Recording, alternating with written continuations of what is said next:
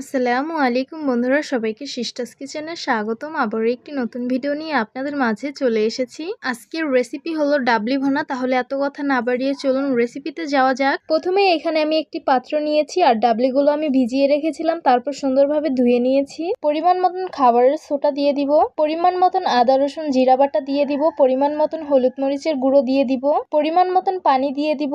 এই তো ডাবলিগুলো সিদ্ধ করা হয়ে গেছে। চুলায় আরেকটি পাত্র বসিয়ে দিয়েছি, পরিমাণ মতন রেগুলার রান্নার তেল দিয়ে দিব, কুচিয়ে রাখা পেঁয়াজ দিয়ে দিব, সামান্য পরিমাণ পানি দিয়ে দিব, কুচি করে রাখা কাঁচামরিচ দিয়ে দিব, পরিমাণ মতন হলুদ মরিচের গুঁড়ো দিয়ে দিব। তারপর এটাকে সুন্দরভাবে কষিয়ে নিতে হবে। এই তো মশলাটা আমি সুন্দরভাবে কষিয়ে নিয়েছি। সিদ্ধ করে রাখা ডাবলিগুলো দিয়ে দিব, তারপর এটাকে সুন্দরভাবে কষিয়ে নিতে হবে। সামান্য টেস্টিং সল্ট দিয়ে দিব, স্বাদ মতো লবণ দিয়ে দিব, 1 চামচ পরিমাণ জিরা গুঁড়ো, ধনিয়া গুঁড়ো, চিলি ফ্লেক্স দিয়ে দিব। তারপর সুন্দরভাবে নেড়ে মিশিয়ে নিব।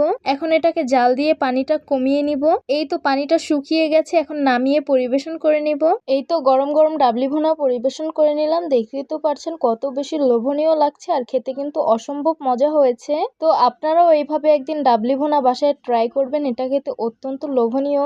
আমরা সকলেই কিন্তু বোট ভুনা খেয়েছি রোজায় কিংবা এমনি দোকান থেকে কিনে। ডাবলি ভুনা তো সবসময় খাওয়া হয় না, তবে আপনারা এটা বাসায় ট্রাই করতে পারেন। তো আশা করছি আমার আজকের রেসিপি আপনাদের কাছে অনেক অনেক বেশি ভালো লাগবে। ভালো লেগে থাকলে আমার ইউটিউব চ্যানেলটি সাবস্ক্রাইব করবেন, আর যারা আমার ফেসবুক পেজ থেকে দেখছেন পেজটিকে ফলো করবেন। সবাই ভালো থাকবেন, সুস্থ থাকবেন, আর সিস্টার্স কিচেনের সাথেই থাকবেন। আবারও কথা হবে কোনো নতুন ভিডিওতে। তাহলে আজকে এই পর্যন্তই। আল্লাহ হাফিজ।